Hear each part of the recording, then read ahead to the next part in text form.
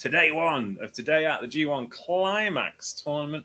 We are in Osaka, the place where many careers have risen and many more have fallen. We're at Edion Arena, 4,177 in attendance to watch arguably the best G1 Climax show of this decade. This felt like the G1 Climaxes of the 90s. This felt like a final night, not an opening night. This was that good. I'm just looking after 3 votes on Cage Match. It's 8.33. Obviously, there is time for that to improve, but literally everyone had a good time. And one of the people that had a good time was Christy, our New Japan correspondent. How are you doing, man? I had a great time. I woke up. I was like, today's G1 day. I had breakfast.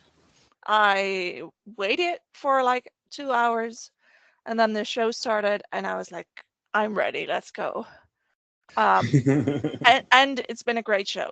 There's been a couple of hiccups, not so much for the show itself, but for fan reaction. But other than that, I had such a good time.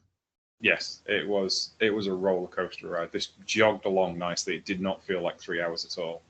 It felt No, like 10 I minutes. think it had the perfect start and end to it. Like, it started out somewhat quiet, somewhat relaxed, and with every match it ramped up. Yeah. And the excitement grew, and that's the perfect show. Yes, it was well paced, well organized. I think somebody said on Twitter, I don't know what Tanahashi did with his pep talk before the show, but he must have put a rocket up everybody's ass because they all worked their socks off on this show. So yeah, this was absolutely just brilliant. Sublime professional wrestling, well booked, well presented. It's the Gary Hart formula of professional wrestling is you get some young, good-looking guys, you pay them a lot of money, and you let them, and you present it with a bit of class. And this was exactly what Gary Hart would have been very proud of this show. It's exactly how you do it. This is proper wrestling. And it opened with the kind of re-debuting, in one sense, Oleg Boltin. He was going up against Ren Narita from House of Torture, but this was a new Oleg Boltin, new gear, presented himself well, looked classy, and took a win over the established Narita, which must come as a bit of a shock, especially for Oleg, he's been treated seriously, but not that seriously. And this is pretty serious. You know, I mean, he did incredibly well to beat Yano and Tanahashi to get to the G1 Climax.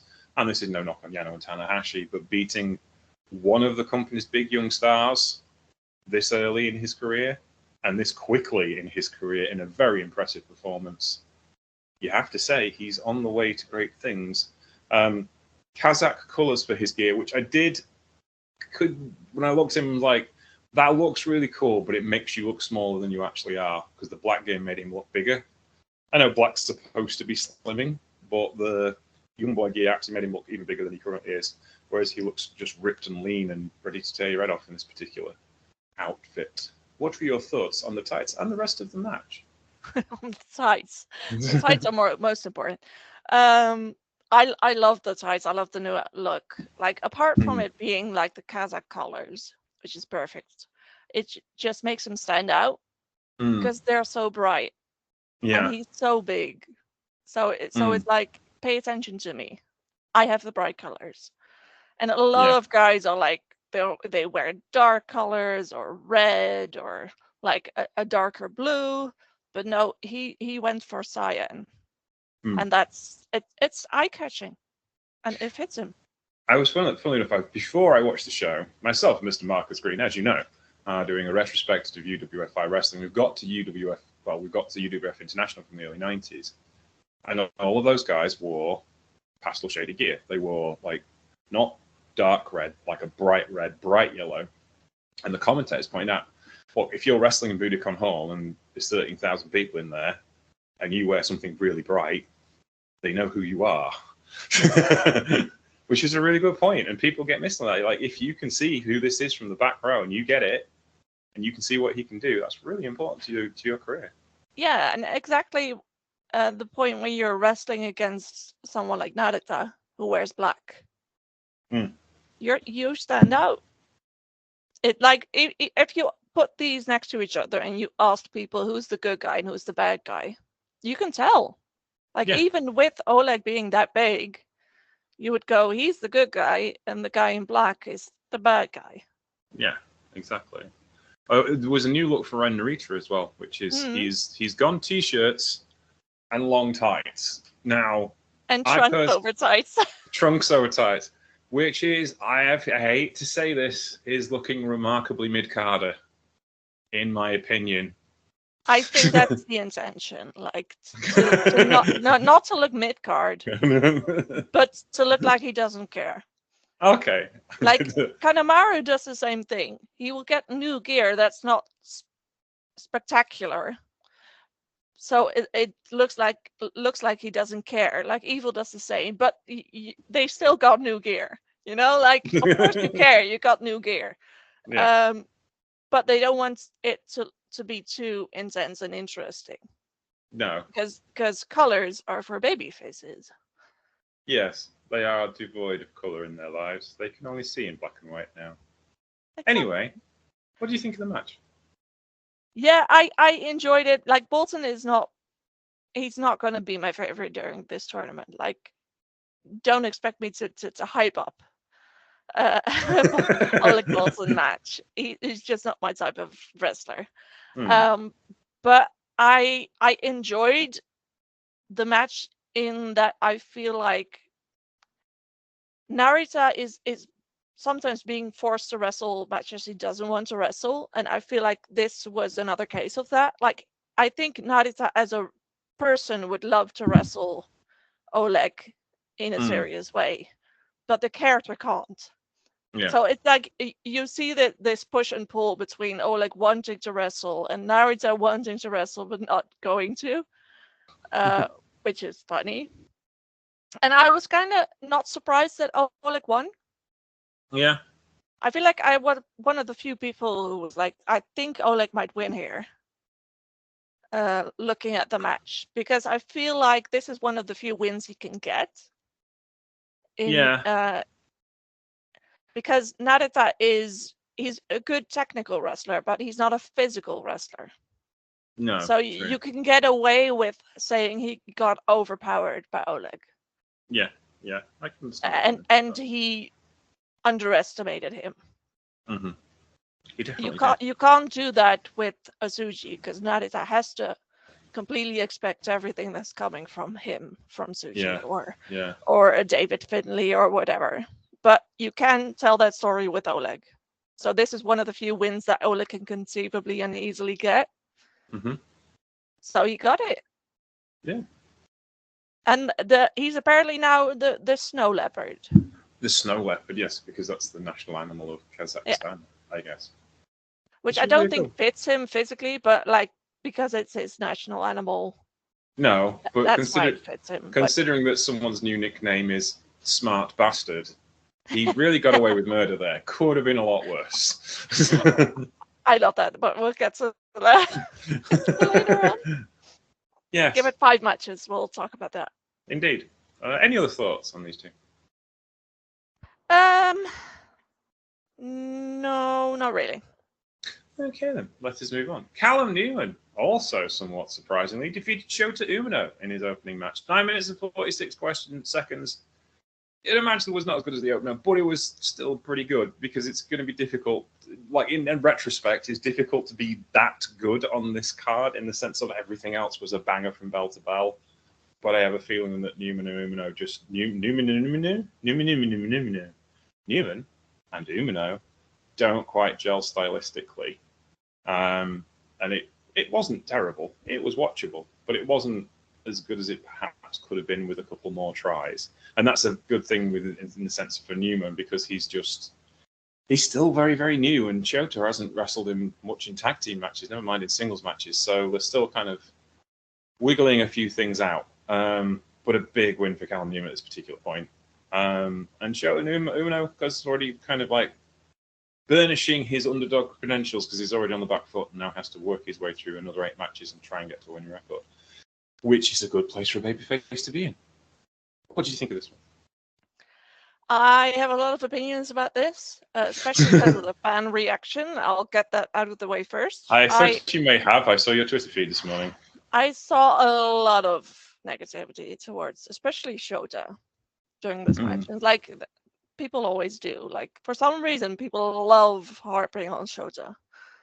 I talked to a friend of mine about this, and I feel like it's similar to like the Roman Reigns hate or the John Cena hate, where people see a babyface pushed by the company, and they don't see the kind of wrestler they would like. And I feel like Shota's getting that kind of reaction. Oh yeah, definitely. I mean, I'm not particularly interested in him, I will say.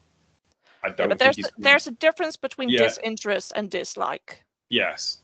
And I don't think, and I think partly that is he's not producing the matches you need to get those kind of people to get behind you, if that makes sense. Yeah, but the thing is, neither is Yuya, neither is Narita, and Tsuji only occasionally. I think Yuya is. I think Yuya is. Today. But also, he's not being pushed to the moon either, is he? Like Shota is. But it's Shota because he's been losing everything. Yeah, but he's been... Yuya's gotten a title. Yeah, I understand what you're saying. Tsuji's gotten a title. But Shota is kind of like being pushed as the babyface of the four, and like he's going to be our absolute future. He's been given the title, but he hasn't been given the push to go with it. He's been put in positions, yes, but he's lost all of them. Yeah. And the same is for Tsuji, but he's won most of them. Yeah. And the Narita is separate, like he's a heel. Yes. Narita doesn't really matter in this equation anymore. We can leave him for about 3 years and everything will be fine. Whereas I think the actual three, Tsuji, Ujimura, and Umino. But yeah, I think a lot of people go into everything with Shota now as, oh, that's another reason why he sucks. And then you go to this match, and I feel like this match was doomed to fail from the start. Because you've got Callum, who's very green, who has next to no history of wrestling anyone, let alone Shota specifically. It's his first G1 match, so I imagine there's nervousness from him. Yeah. Shota hasn't wrestled since the beginning of June, has been injured, might still be injured, it might be wrestling through an injury, and is now forced to lead a match with someone he doesn't know who's green at the very beginning of the show. Yeah. Because that's another thing I talked to my friend about. Like, they don't want you to put up a 5-star classic in the first 3 matches. So there's a lot that it had against it from the get-go. So I was a little bit concerned about this match. I don't think it was as bad as people say it was. No. I think the story is going to be, is Shota injured and can he fight through it? Yeah. Because they literally had Callum beat down Shota. Yeah. Like, that's for me the biggest sign that that's an intentional move. Like, why else would you have the newest guy, the youngest guy, beat down the more experienced guy? Because it's a story you want to tell. Yeah. And apparently, Shota actually broke his hip. Yes, which is a pretty heavy injury. Like, it wasn't totally broken; it was a stress fracture. But still, he broke his hip like less than a month ago, and he's still here. Like, I feel like we can give him a bit of a benefit of a doubt, but like people don't want to. No. I will just say that Callum Newman's has been pro wrestling for 6 years and Shota's been pro wrestling for 7, so neither of them are particularly less green than the other. Okay, yeah, but in New Japan. In New Japan terms, Callum is not as experienced as Shota, but equally is just like, I don't think Callum's that green. No, but people will see it that way. Like, I saw that match, and no one said, "Oh, Callum was terrible." The match was terrible because Shota was terrible. I don't think the match was terrible because Shota was terrible. I think Callum's a better wrestler than Shota is. But I don't think that Shota was awful in this match. I think he was selling, which is kind of the point. But that doesn't Yeah. mean he's awful. But, and sometimes you have to sell, especially if you're trying to lower expectations, which is really what this match was about. Raise expectations from Newman and lower them for Umino. Because they've made I think that's the other issue. They've made the expectations for Umino so high, it's difficult for him to live up to what they've laid out for him. Yeah, and I feel like the end of Shota's story needs to be him either beating Moxley or Evil. Yeah. So I don't think the G1 is the end of that story. No. No, absolutely not. No, it isn't. But equally, you got quite a good showing in the G1, or else you're not main event. Yeah. But that's why I people expect a lot from Shota, but I don't think New Japan is going to give that to us during the G1 because that's not the end of that story. No, but you're not going to get a Shota win because that's not that's not the goal. I understand that, but equally for the next 2 months, that doesn't matter because the whole thing's the G1. Of course not. I'm not saying he doesn't need to wrestle great matches. I'm saying people have a lot of expectations, whereas I don't think New Japan is going to fulfill those expectations because they have different people they want to. Yes, but it is also partly Shota's fault because of declaring himself the ace and all the things he said as well. It's not, Yeah, but is that Shota or is that New Japan going? As far as the ace? It's what this is the trouble in the wrestling world we are currently in. 6 one half dozen the other, isn't it? But equally, probably something Shota was grimacing his way through, but he's the one holding the microphone. Yeah. So it's like that. That's another comparison to John Cena, Roman Reigns. Like the company chooses those guys, and instead of blaming the company, it's like fuck those guys who are just doing their job. They are, yeah. I mean, it turned out all right for Roman and for John Cena in the end when they turned heel. Well, not Cena. He kind of just ground away, but he had some really good heels to work with, which New Japan don't have that level of heel to work with. I still dislike that Reigns was only accepted when he did what the fans wanted. He did wait 2 or 3 years though to do what the fans wanted. He did grind against it for a long while. Yeah, you're talking to someone who, when she watched WWE, was a fervent Roman Reigns fan. So I don't think we're ever going to agree on this. I didn't watch it, but from where I could, just as an outside observer, from where I could see, the Roman Suck stuff had died down before he turned heel, which was the right time to do it, because that was kind of it became a shock then, whereas it was expected. I mean, I still remember when he told people he had cancer, and there were people literally celebrating. Oh yeah, I know, no, it's horrible. No, I'm not saying that. I'm just saying, as an outside observer, from what I saw at the time, yes, no, people were horrible to him, and was completely unfounded. Anyway. Anywho, at least we can say in the first 2 matches, the future wins. Yes, regardless of the result, but especially because the 2 newer guys, not younger guys, because Oleg is older, I think, than Shota and Ren, but the newer guys won. There were 2 of the older guys who done the next guy. I suppose Henry's kind of in between. He's been around for an awful long time. How long has he actually been wrestling for, Henry? Henry is 31, I think. He's been wrestling He's been wrestling for 16 years. ELP is ancient. He's 37. Yes. ELP has been wrestling for 18 years. So they are kind of veterans, really. But, Henry is obviously presented as the younger upcoming upstart, despite the fact he's been wrestling for 60 years. But anyway, this was a lot of fun in the sense of, it's a Henry match. But Phantasmo's depression continues. He is still to find his smile and wrestle this match in such a manner. Which is difficult to do when you've got someone like Henry who's just really a bull in a china shop and you're trying to sell a story. So it was really good work on Phantasmo's part, who really nearly pulled out some victories and did an exceptional job. This was a really watchable match, which for a lot of Henry matches, for yourself and for other fans, are just not watchable. This one was not that bad. because it was just something different, and he was forced to kind of figure out a way of making this work without being as direct as he normally is. What did you think? I did not watch it. Okay, fair enough then. If this is the one Henry match you probably would have liked. I know. I watched ELP come out, and then I heard Henare's music hit, and the commentary team started talking about him, and I was like, I just don't want to. Fair enough then.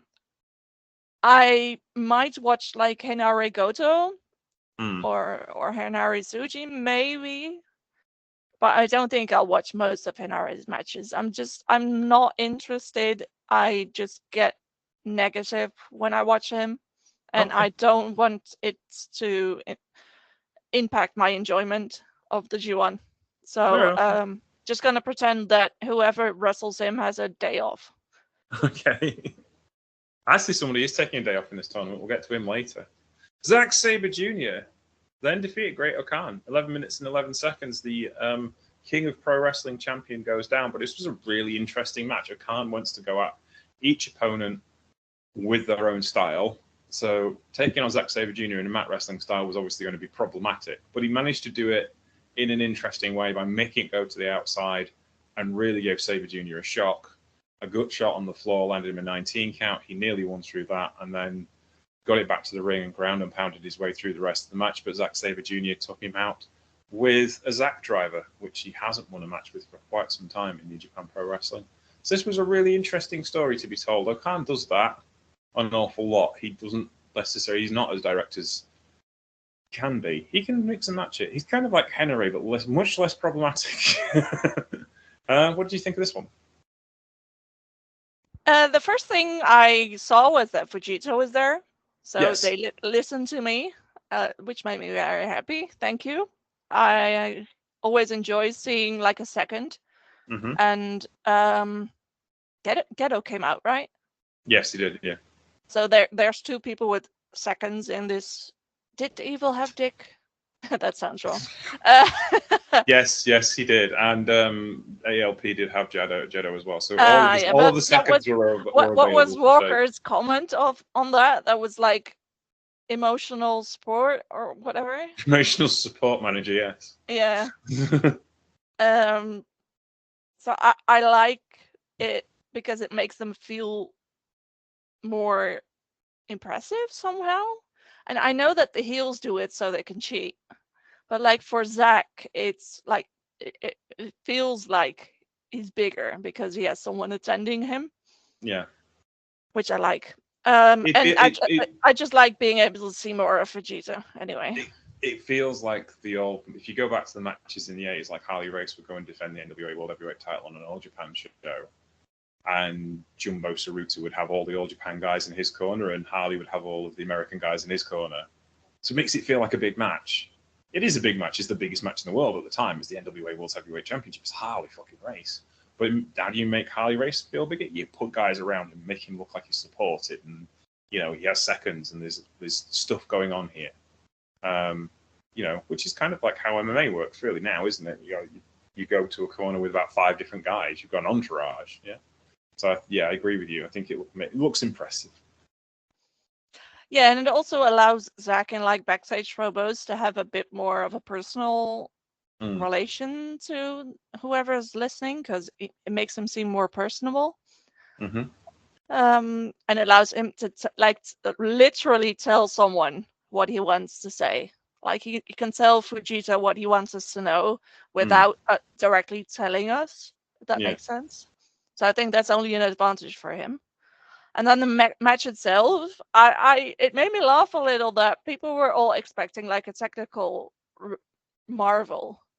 And O-Khan was like, no, I'm going to go for a brawling in the crowd thing.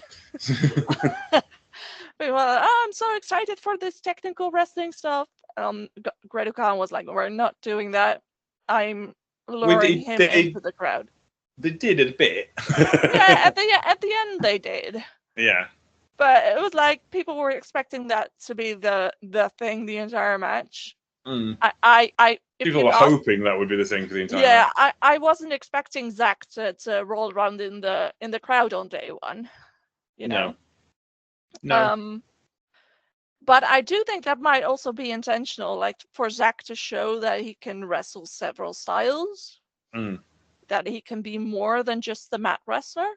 Yeah. Because if you do want him as a champion, then then he needs to have more than just that, because that's not all the people he can wrestle. No. So I like that. I also enjoyed Zach's face when he was like sitting on the floor in the crowd, and Okan threw something at him, like the very angry, pissed off look in his eyes. Like I want to see Zack Sabre Jr. angry. I feel like that's something we don't often get. And like they say that the quiet guys are the most dangerous, right? I feel like Zack is like that. So Yeah. I want to see someone really push his buttons. Great-O-Khan was trying, but it's the first day of the G1, so they're not going to push that far yet. No. But they pushed pretty far. This whole show pushed pretty far. Next up, Jeff Cobb versus our favourite Hiroki Goto. Sadly, we feel this perhaps was the only result that would happen, was Jeff Cobb taking a win in 7 minutes and 24 seconds.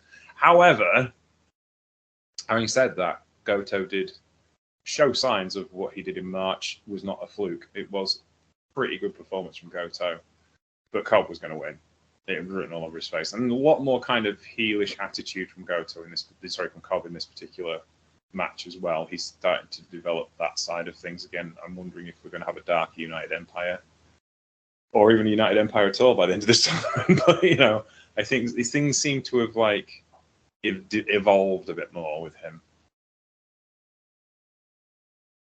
What's your thoughts?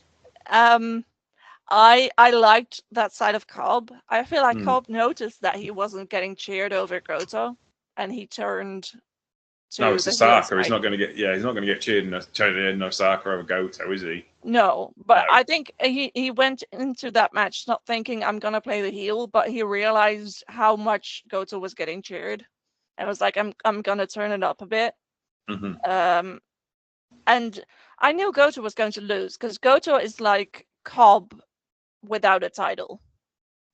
Yeah. If that makes sense. So the one with the title had to win. And Goto is, he's not going to beat guys that are his age.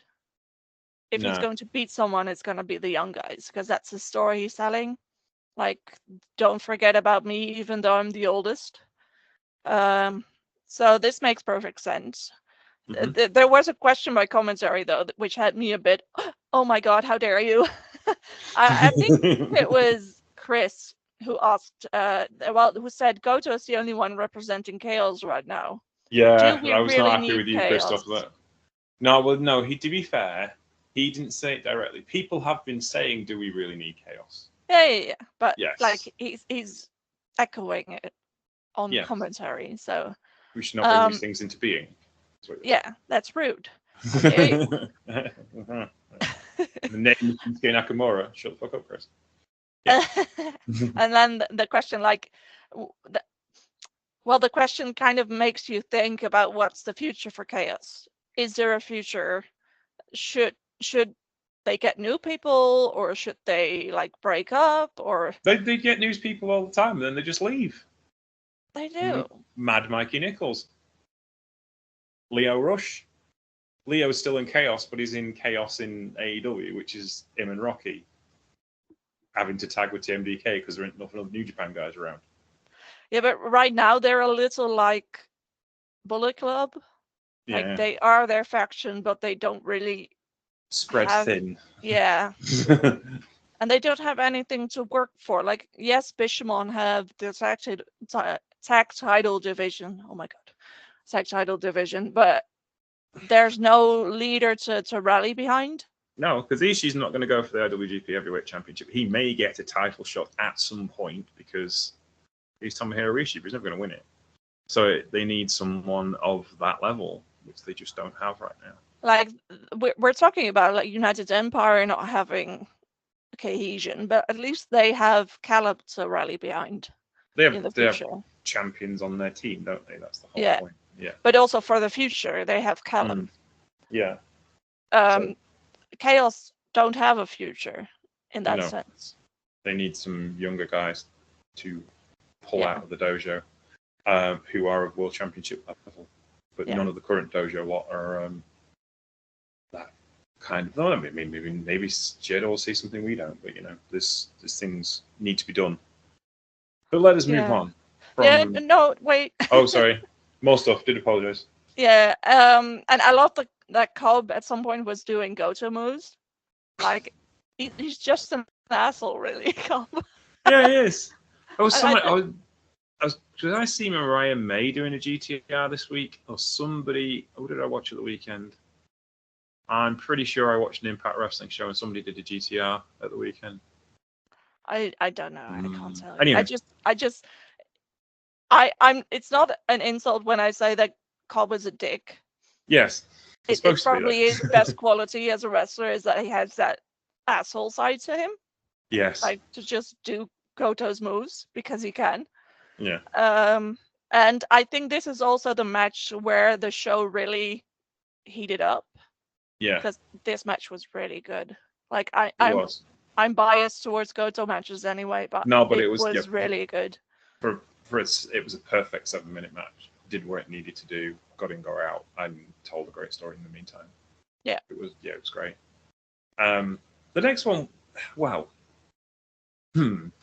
Could be argued as great because it did exactly what it set out to do, but wasn't really one of those, if you like, a bit of grinding into your scurfing style wrestling matches because it was over too quick. You were hoping for some major character development for Jake Lee, which is difficult to do when you want to get in 2 maneuvers in 4 minutes and 57 seconds and win anyway. But I suppose that is a character statement in itself. Yes. Sonata owned Jake Lee for about 4 minutes of this match. The only trouble was Jake Lee stuck his boot in his face and went with the pinfall. Which is rude because you don't kick someone that pretty in the face. There are rules for this, Jake Lee.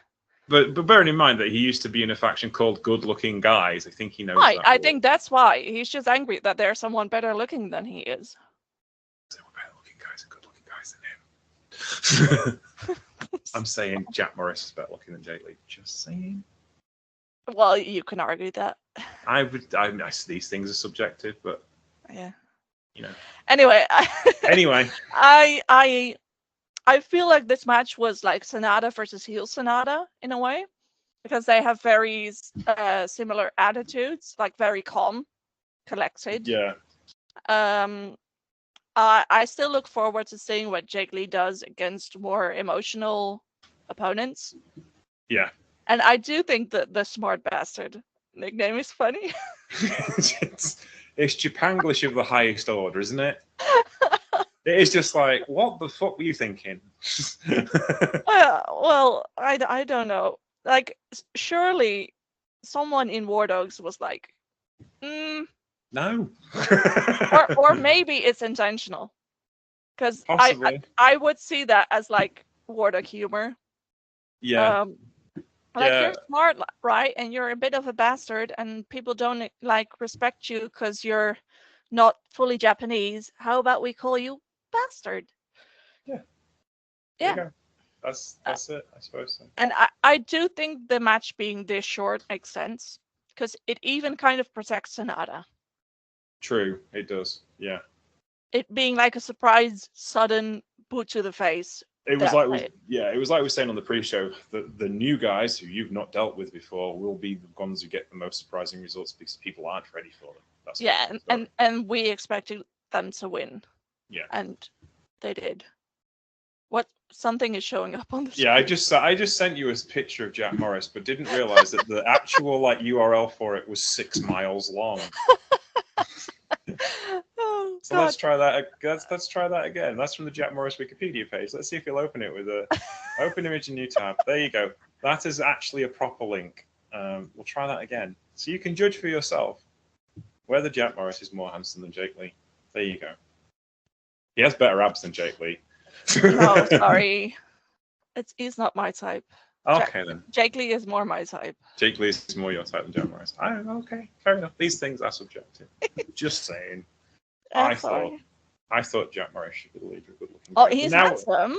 yes, he now has the opportunity to lead his own faction. I just have a type, and it's like not him. Dark, long-haired, non-white guys, apparently. I feel sorry for Tadasuke. He'd finally found a home where people respected him and a tag team partner who loved him, and they'd won the tag team title like 5 times, which isn't unusual for a tag team, but he was in a happy place, and it was ruined by Gedo, because Gedo. Or I don't know whose fault it was. Right, you're saying it wasn't Finley related at all? Probably something to do with him. I don't know. It's just wrong. I have a theory about Jake Lee, which I talked about with a friend. What's that? Today, is that Jake Lee is something to keep Gabe Kidd busy and focused on things other than Finley. Yeah, that seems like I can just see Finley be like, Gabe, he's trying to take your place. How about you show him who's boss? Like, make Jake Lee the adversary so that Gabe leaves Finley alone and doesn't think about Finley that way. Yeah, true. And they are in the same block, right? Yeah, they are in the same block. So that could be intriguing as to how that plays out. Yes. We will get to Gabe Kidd shortly, because whoa. Anyway, let's just move on. In the meantime, speaking of Mr. Finley, he had a loss today to Yue Uemura, which obviously sets up Yue Uemura for a global championship slot somewhere down the future. But this was a really good pro wrestling match, and David Finley should not be undersold in the efforts he put in to make Yue Uemura look like an absolute superstar, because he did, and Uemura fell into that role exceptionally well. This was one of Uemura's best matches. I really enjoyed it, and I'll watch Dave Finley wrestle on post because he can make people look this good. And Uemura, who's already good already, it's just absolutely sublime. Wonderful professional wrestling match, possibly one of Finley's best efforts this year. And this is the thing. It's like, no disrespect to Nick Nemeth, but this 16 minutes was much better than anything they did with Nick Nemeth earlier in the year. Even though that match had high expectations, and it was pretty damn good, it wasn't as good as this. Uemura is exceptional, and David Finley is just the right guy. Perfect heat, perfect heel kind of approach to a bang-on babyface like Uemura. It was just perfect. Excellent wrestling. 16 minutes, 23 seconds. What's your thoughts on this? This is probably my favorite match from today. It's either this or one of the matches that's still coming up. Probably this one. I enjoyed it so much that I watched it twice. This is the only one that I went back to watch again, because I just enjoyed it so much. And I think it's also because here's 2 guys that I really enjoy that are finally getting positive attention from people. Because Yuya is another, like, Shota, one of the guys people piss on. Like, oh, he's not good enough. He's not doing enough. He's boring. And Finley is well established as not being liked by a lot of the Western fan base. I think that the one thing they have in common is neither of them care, because they're both doing their own thing and happy to go on with it, which is the right way of going about it. And I don't think New Japan cares. I think that's what they have in common with Shota as well. Like, I don't think New Japan cares about the opinions Western fans have on these guys, especially Shota, because Shota is very popular in Japan. So that's probably why I like this much even more, because people finally saw what I've been seeing. And just the match itself, like, it started out perfect, but like Finley saying, "Why do you look nervous?" to Yuya. Like, he's already being a dick.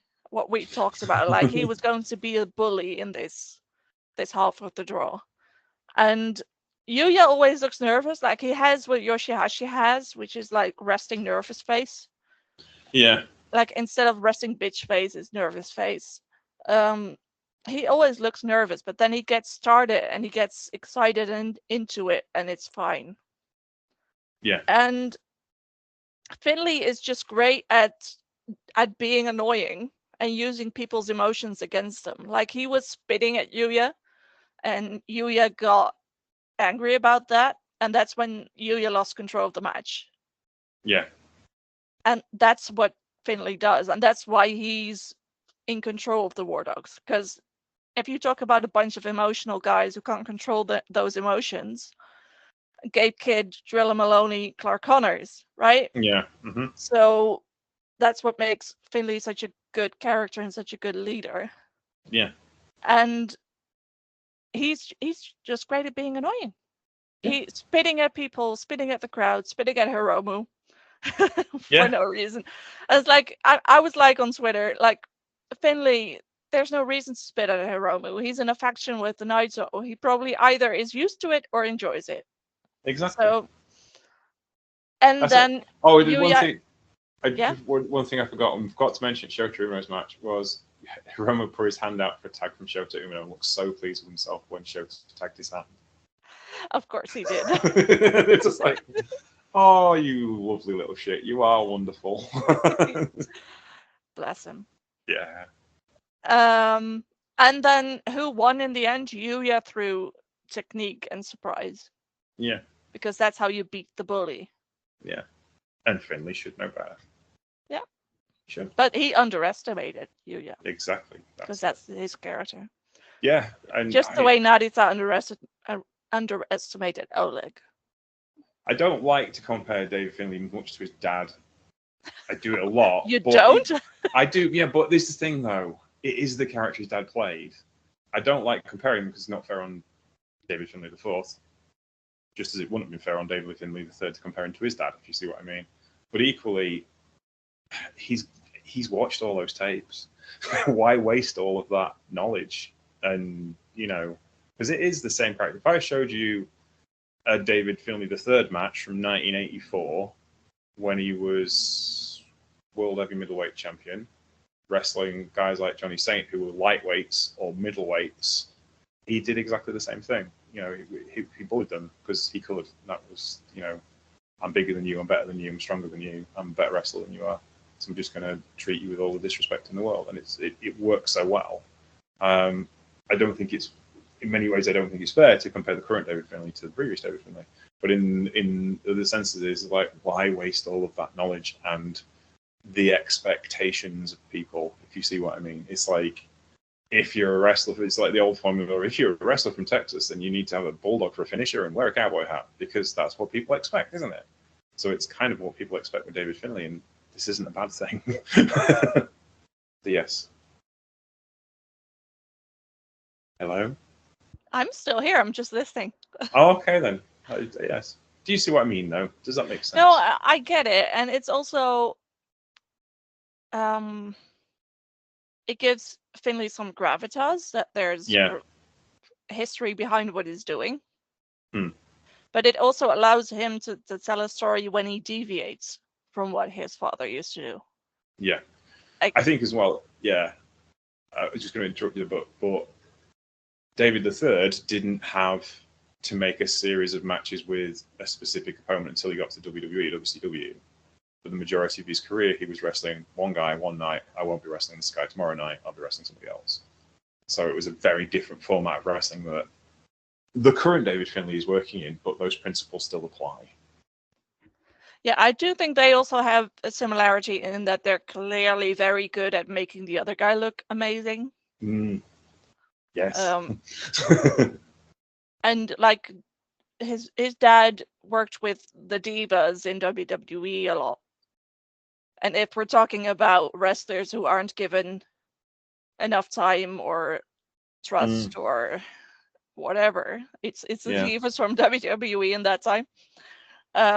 So seeing him work with Yuya, just like it makes sense, and it makes sense why he's in this block, because he's gonna make all those guys look amazing. I am intrigued as to what's going to happen with Brogan when he eventually gets into a bit more spotlight in WWE.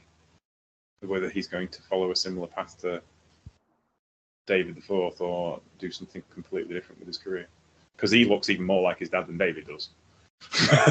So I'm intrigued as to what will happen there. But anywho, let us move on to Evil versus Gabe Kidd, which was a blast Evil from versus beginning. Evil.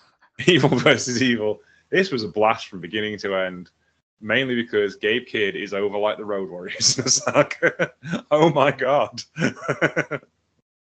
He came out swinging and did not stop. And Evil gets the win, but he's not the winner of this match. Gabe Kidd is by far the winner of this match.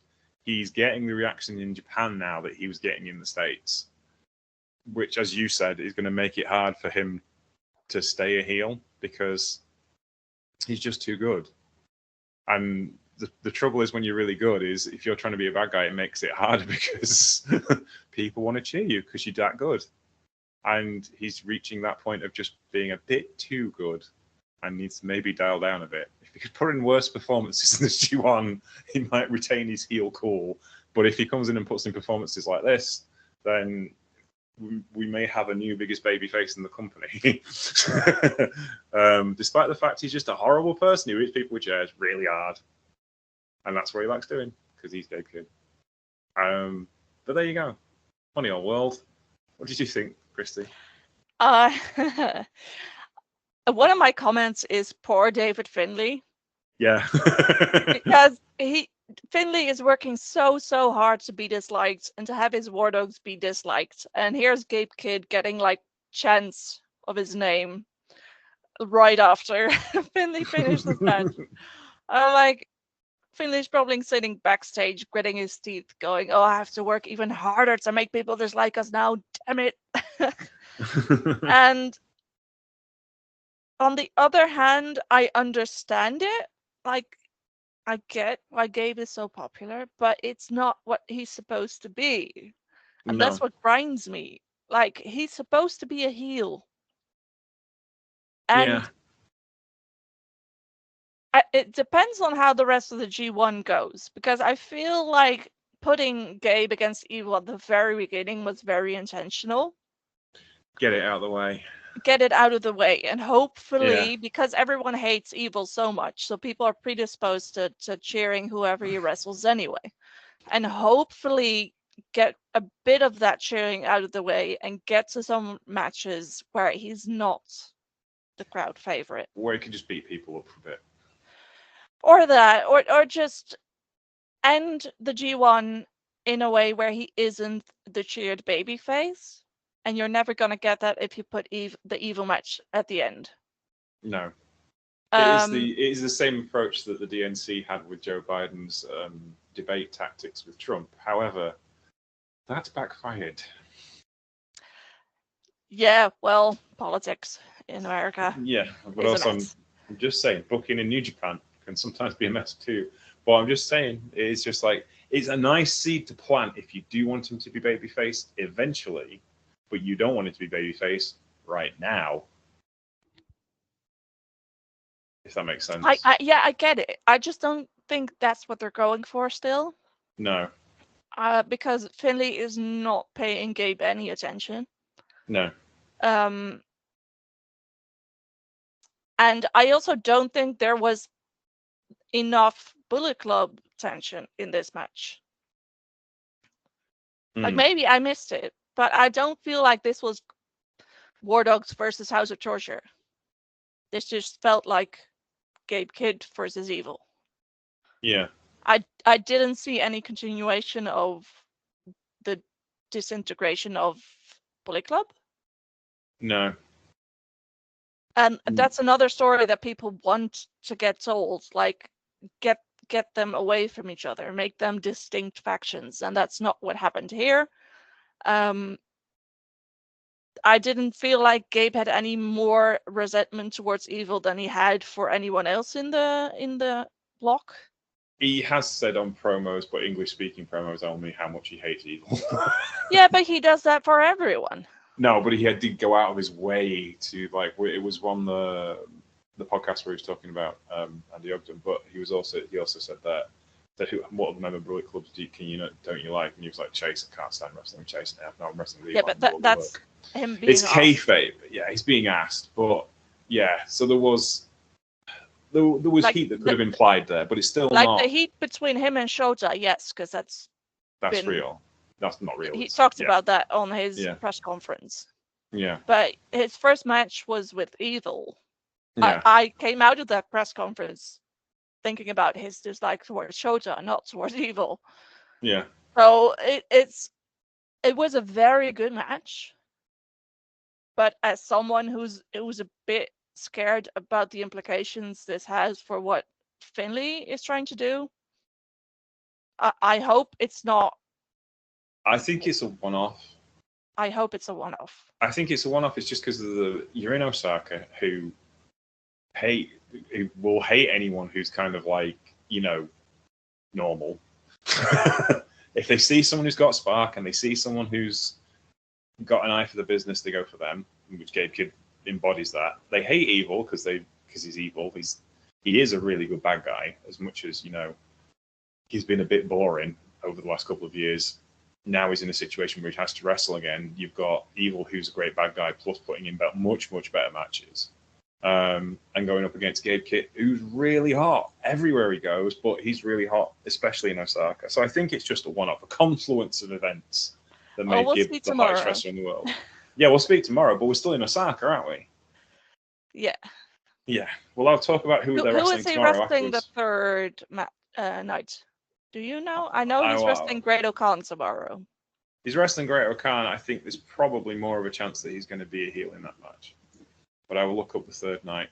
Whilst you talk about... Yeah, I still have one comment about Evil. You make that one comment whilst I look that up. It's that Evil was talking about that he wouldn't be having any good matches. He was going to have bad matches, but get results. I feel like if Evil's going to keep wrestling this way, he won't be having any bad matches. Yeah, so, this is the trouble. I need him to stick to his word and have terrible matches, because he promised.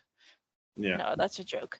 It's just funny that people were all so upset about Evil saying that, and I was like, that's a heel move, like, obviously. Yeah. And then the first match he has is a banger. Everyone loves. Yeah. Arguably, you could say, well, Gabe dragged it out of him, which I suppose is fair enough. But yeah. Well, but that's often the thing. Like, that's another thing I talked to my friend about just now, before we recorded this. It's like the guys you like are responsible for the good matches, and the guys you dislike are responsible for the bad matches, but never for the good matches. Yeah. Like, it was the Callan Shota match was was bad because of Shota. Yeah. And I'm not. I didn't mean that Evil was bad in this match. I thought it was really good. What I'm saying is to justify his speech from the other day. Yeah. I'm just talking about like people online, as I often do, because that's the reaction I saw was, wow, this was so amazing. Gabe was so amazing. Yeah, but it takes two to tango. It takes two. Oh yeah. Gabe was amazing, but so was Evil. And Gabe doesn't get that reaction unless Evil is absolutely at his best. Because I will say this again, time and time again, you're only as good as your top heel. Ever. Right. That's it. You can't be as good as your babyface. Babyfaces make you money, yeah, but they're only any good if you are the top heel, And it's clear who's the top heel, because Gabe got cheered. Yeah, exactly. Like, as much as people rave about how good Gabe is, like, he's supposed to be the top heel, or at least nearing the top. Like, he's supposed to be a good heel. Yeah, but he's not in the sense he is a good heel in a traditional sense. But, and here's the thing, people think he's cool, so that makes him less of a successful heel. Whereas no one thinks Evil was cool. I do. You do. About 4 of you do. But you know what I mean? The mass audience do not think Evil's heel. They think he's evil. Right. Yeah. Whereas the mass audience see the anti-hero in Gabe because he is an anti-hero. the difference is that Gabe will still tear your head off, no matter who you are. He will not think about it because he's a complete sociopath. So it just happens that stars align and he's a babyface in this situation, but we'll have to see if that continues. Yes. Yes, and one of the reasons why Gabe was so successful against Eddie Kingston is because Eddie Kingston's such a good babyface, like the perfect babyface. So I think that this might also be why New Japan is focusing on the Shota Gabe match, because they see Shota as that perfect babyface. Which is his next person after Great O'Khan. Okay. So he's got Great O'Khan tomorrow, which you probably be a proper heel, which allows him to reset. I don't know. You got heel versus heel there, really, ain't you? Great O'Khan's kind of sometimes a babyface, but he's not really a babyface. Did Great O'Khan stay during the press conference? Right, he did, right? I didn't see it, so. I think he did. I feel like that tells you who's the real heels and who aren't quite real heels, because Narita left, Finley left, Jake Lee left, Evil left. The rest all stayed. So they either those four are proper heels, and the rest are on the edge or faces. I don't need you to tell me to. I don't need you to send my message out. I can do it by myself. Yeah. I decide when I'm done with this. I don't need a picture. Exactly. Right then, let us move on to the semi-main event, or semi-main event if you're British. Yota Tsuji went up against Kansuke Tateshita, which has been a much sought-after match for the future of professional wrestling, not just in Japan but worldwide.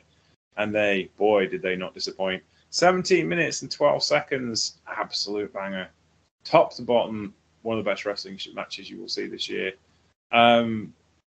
This was just great. Can't say enough about it. Takeshita has, as Walker and Christy said on commentary, Takeshita has really matured as a wrestler in AEW. He has an awful lot of style and grace based on just the people he associates with these days. He has developed a style that is very, very stoic, and it's everything you kind of want in a main level player. In Japan, he's not really a babyface. He's not really a heel. He's just a wrestler, and he's kind of like the pressure's off on that kind of storytelling stuff because he's just here for a couple of months to make a living, and he seems to be absolutely thoroughly enjoying himself. And Yota Tsuji coming out with one of the best performances of his young career, and you kind of realize why Tsuji is probably the best bet of the current four crop of wrestlers that are coming out with New Japan. And because he just puts in great matches. He's just absolutely solid every time I see him, and he's grown on me. When they first arrived, he was the one I liked least, and now I think he's the one that I like the most, just because of the match quality he has and the kind of level that he's working at that other wrestlers are not reaching. So putting these two together was a stroke of genius for the first night, and it was really, really great. You have to put Takagi and Naito on last, but it kind of like, I bet they were thinking, oh God, what are we going to have to do to put top these two? But this was absolutely superb. What do you think of this one, Christy? Yeah, what you said, basically. And I think we talked about this in the last podcast, that I expected this. I also expected Takeshita to win. So I really should have done a pick'em competition somewhere. Because the only match I wasn't correct about was Callum Shota. So see me, I guess. But it's perfect because it's the fully transformed guy in Takeshita. He's done maturing versus Tsuji, who is on the edge, but not quite there yet. Tsuji has the physical capabilities. He has the confidence. He just doesn't have the experience yet and the longevity. Like he isn't able to fully get past the 20 minutes mark, which Takeshita is. I look like Takeshi could have been there all night. Yeah. He wasn't even breathing out at the end of the match. Just like big smile on his face. Yeah, I'm gonna do this. Yeah. So, like I said last podcast, Takeshita is what New Japan wants Tsuji to be, and I think he can be. Like character-wise, not physically, because Tsuji is built differently to Takeshita. Yeah. I think he can be.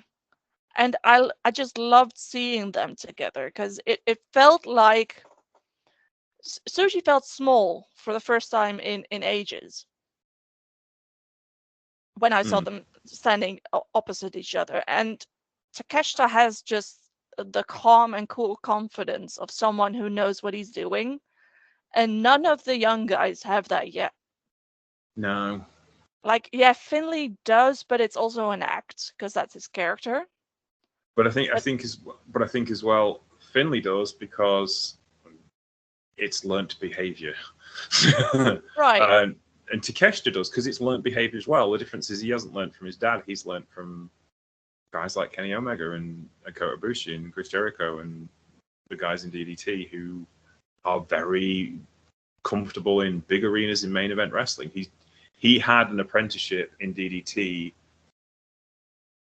just because they have a tendency to get behind younger guys earlier. He was doing Sumo Hall long before Tsuji had even started wrestling. So, he's got all of that plays from that. Plus, you put like the pressures of being on TV every week and wrestling some of the biggest names in the industry every week. And I hate to say it, but hanging around with guys like Don Callis, who have presence and who know how to work a microphone and work a camera. Takeshita's not been daft, has he? He's watched and learned and done the thing. And that's what makes him stand out. Yeah, I feel like the main difference between him and Finley is that when you look at Finley, you're supposed to think it's a part of an act. Yeah. Mm-hmm. And that's not the case with Takeshita. No. Like, you look at him and, this is 100% how he feels. Yeah, this and is the real deal. Suji is in a way similar to Finley, I feel, in where part of it feels like an act, like he's compensating. Because he has the confidence and he has the physical ability, but he doesn't have the knowledge quite yet, which is why Naito can beat him in title matches. Yeah. But I do love the story they're telling with Tsuji. I love that he has a very big weakness, and that's if you get him past 20 minutes, you have a chance. Yeah. And I talked about this on my Twitter as well. I love it because it enables you to tell stories. Like, even if you have a random match and there's nothing behind it, there's still a story to the match. Like, can the other guy get Tsuji past 20 minutes? Yeah. There is a fear and nervousness for the fans watching. Like, can Tsuji pin him under 20? Or can my guy make it past 20? Yeah. And there's an innate thing that Tsuji can vie for. He can learn to become better. And once he gets there, then he's the top guy. So I love that about Tsuji. That's my favorite thing about him, is that he has such a glaring weakness, but that it's a positive for him. Yeah. Yeah. It creates drama. Absolutely. Definitely does. Now then, speaking of drama, all of the drama you could possibly want. As Shingo Takagi put in his post-match interview, two old farts came and tore the house down, which is absolutely true. Has been said many times by us as well that this tournament is all about the youth and bringing young people forward, but it was their two biggest draws, ideally, really, in the heavyweight division, Shingo Takagi and Tetsuya Naito. 23 minutes and 14 seconds. Just excellent professional wrestling. We have both speculated that Naito may not be up for long, big, powerful matches the way he used to be, but this was 20 times better than the match he had with Jon Moxley. Just so good. And people were saying, they put that. Kieran was one of the people, but he was which I think he was trying to say a little bit tongue-in-cheek, putting the idea that Naito is washed to bed is like, well, yeah, but the match we had with Moxley wasn't really Nato's idea. In the sense of the match he had with Moxley was down to the fact that Naito hates wrestling in the United States anyway. Moxley and him have completely different philosophies about how wrestling works, and it just wasn't going to work from the get-go. And I don't know why we went there in the first place, to be honest with you. It was just not going to be good. So we got out of the way and we moved on. Noticeably, it was not the main event for a good reason. But this shows you that Naito is just put him in the right conditions. He can have a match of the night. He was just exceptionally good. Yes, both of them are older. Both of them don't go the way they used to. Compared to the last matchup 5 years ago, it's probably not quite as crisp. But their ability to tell a story despite their physical limitations is the key thing here. And the story was that Takagi had Nato's number. Simple as that. Naito had to try it. He's work his socks off to keep up with Takagi, and he just couldn't do it this time. So we'll go again in 5 years' time, if Nato's knees hold together. And his neck. I'm not sure what's worse. Is it his neck, his eye, or his knees? Well, Shingo was talking about wrestling Naito in 20 years, and I could just hear his knees like screaming out in agony. That's the thought. Yeah. So, what's your thoughts on this matchup? Okay, yeah.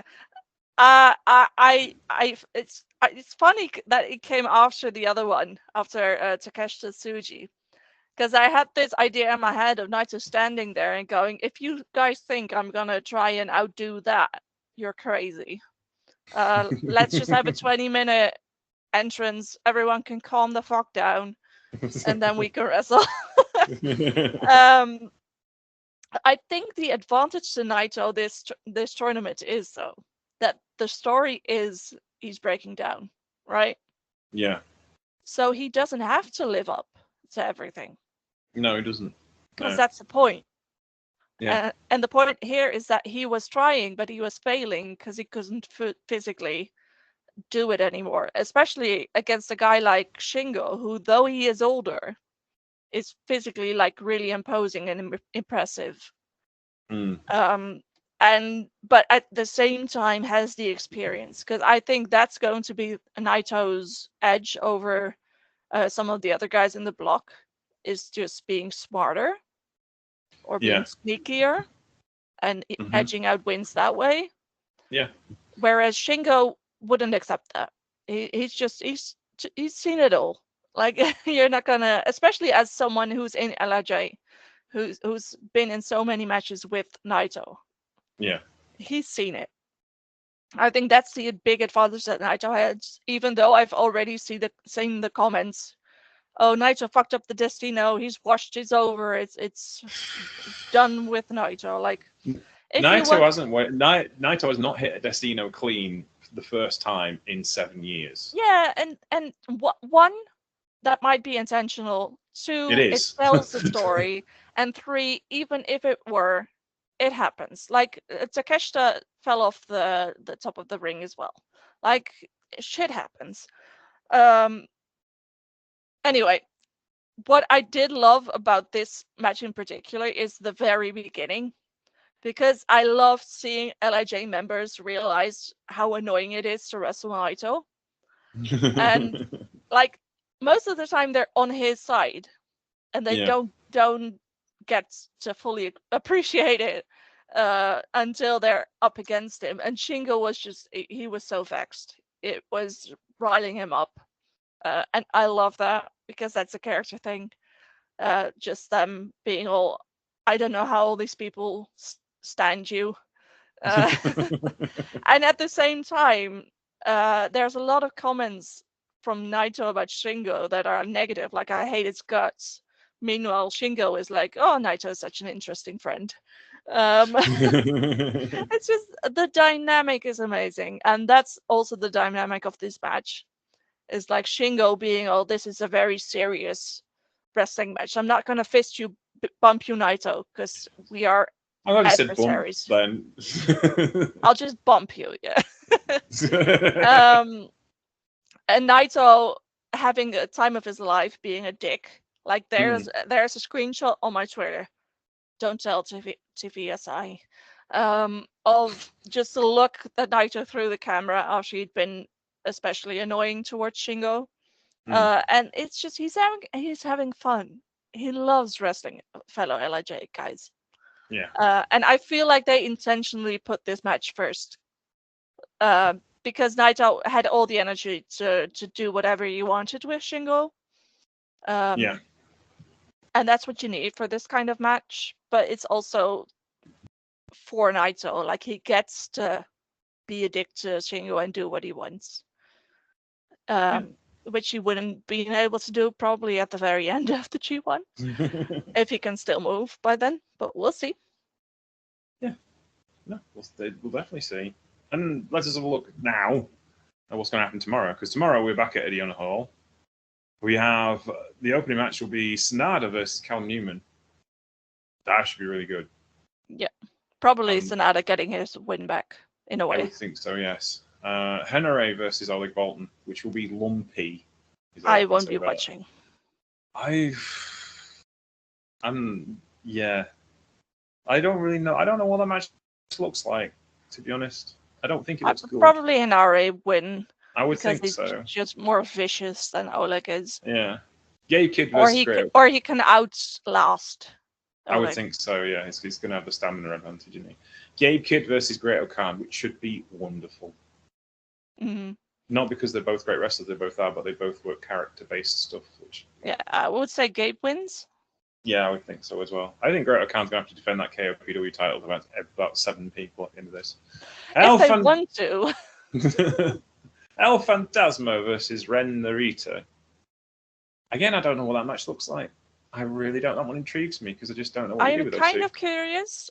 Yeah. I feel like ELP might be going with another loses a lot in the beginning. Yes. And then learns or overcomes or grows or whatever. The TJP might even turn heel. The TJP of the Best of Super Juniors early this year, except he did it last year as well, right? Yeah. ELP? Well, yeah, he did, but he was started off doing it by himself and realized he needed friends, didn't he? That was and that might be the story again. Yeah. Or he might realize he needs to turn heel. But we talked about this last podcast. Yeah. We'll see anyway. I'm not sure turning heel's good for him, but yes. Evil versus Jake Lee and another War Dogs versus House of Torture showdown. I don't know this one. I don't either. It just like two enigmatic people being enigmatic. If they touch each other, I'd be surprised. And two guys who have won so far. Yeah. I don't know. I am curious though. Hiroki Goto versus Yue Uemura should be a wonderful professional wrestling match. I am so excited for this one. This is probably the one I'm most excited for. Like, yay! My two guys, but also we just saw what Yue can do when he's in the ring with someone who can hold him up, and Goto is Finley. Over. Yeah, absolutely. Shingo Takagi versus Shota Umino. I'm also excited for this one. I am as well, because it's two guys who can really go when the mood's right, and I think the mood will be right. It depends on how Shooter's it holds up to this whole thing. Yeah. If this story is Shota's suffering an injury, then Shingo is going to exploit that, and it's going to be great. I think I saw Yuya and Shingo during the New Japan Cup. I feel like it can be that, but even better. Yeah, I think it is your kind of like I like my favorites to have suffering. I like them to suffer. Yes. Shota's going to suffer a lot this G1. Oh yeah. I wish it would stick to suffering in the ring though, and not outside of it. But Tetsuya Naito versus Zack Sabre Jr. Oh, the eternal story continues. The eternal love story. It has, it had to be Osaka, didn't it? It just had to be Osaka, the place where Naito is defined, and will his downfall be defined by Zack Sabre Jr. Oh. I am excited merely for the fact that I love both of these guys. Are probably already looking forward to it because they love wrestling each other. And they have a lot of chemistry, and their styles work well together. A broken down Naito is perfect for a guy like Zack. I don't know the result. We'll see. David Finlay, sorry. It's gonna be great. I look forward to it because I know the guys will love it. And as a result, it'll be fun because Naito always puts 110% in only for the guys he likes. And he likes Zach a lot. So there you go. David Finlay versus Yota Tsuji in your main event of the evening. The second rematch from Seoul. Yeah, and what should have been the New Japan Cup final. Mm-hmm. And I think that's still in the back of everyone's mind. It sure is Finley's mind. So this and the Goto Yuya match are the two I'm most excited for, and then the Shota Shingo one. Because I feel like this is like seeing the future take form. I have a feeling Tsuji might win this one to get his win back over Finlay in a non-title. Probably, and because he just lost to Takeshita. Yeah, and it cuts Finlay in a hole. And it's going to be absolutely desperate. The main event, and you always want to end with an LIJ member. I mean, they could surprise us, but it'd be intriguing to see how it goes, because Finlay taking a loss in the first round kind of puts him in a Jay White kind of position, which I hate to use that particular analogy because it gets used far too often, isn't really pertinent. But it does put them in like dickheads behind. He's going to have to do some really serious shit to keep up. Yeah, and he's going to get angry and insecure. Yes. And that's the best Finlay, when he's insecure and angry. Yeah, exactly. Okay, so I have two questions before we go. Yes, I was going to ask you, like, how are we doing on the point tally of the people that we have together? Oh, I didn't even notice that. Pay attention to that. Wait, we have Goto. You have Goto. He lost. Yeah. You have Callum. He won. Yay! I'm on 2 points, and you are on? I have Zach, who won. Yeah. And I have Takeshita, who won. Oh, there you go then. Well done, you. Walker has Shingo, who won, and Oleg, who won. So I'm already behind before we've even started, which I kind of assumed I would happen when I got Goto, who I love dearly. Go Chaos.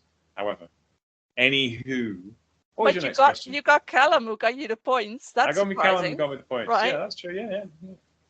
So what was your next question before we wrap up for today? Okay, my first question was, what was your favorite match from this show?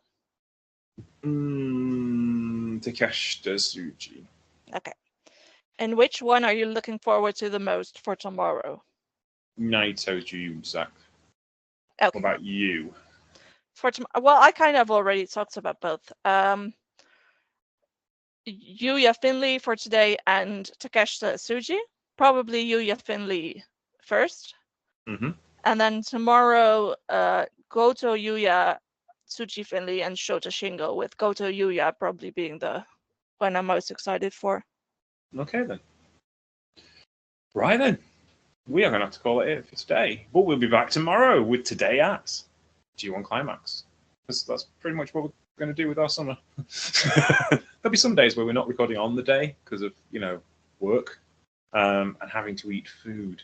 But other than that, we're going to be here for you all summer long until mid-August and the final of G1 Climax 34. So thank you for listening today. Where can we find you on the internet, Christy? You can find me at Smark Infested, and I look forward to tomorrow. We will see you all tomorrow. You can find me at Sheriff Lone Star on Twitter and Sheriff Lone Star TX on Instagram. And Sheriff Lone Star on Mastodon. You can find the show Trooping the Show on Twitter and on Mastodon. No, on Instagram as well.